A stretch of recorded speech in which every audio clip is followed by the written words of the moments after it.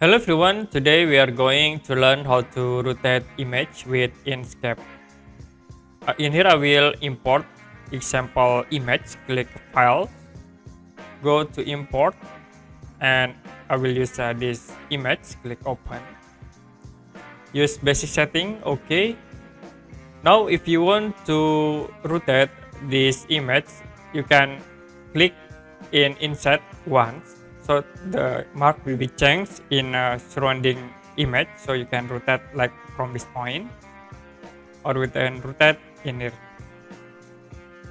To scale, you can click again once and use this mark to scale the object. You also can move by click and hold, and to rotate, click once inside and I will rotate from this point like this.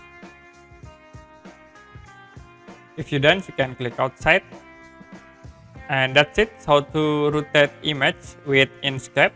And if you have any question about this tutorial, you can comment below this video.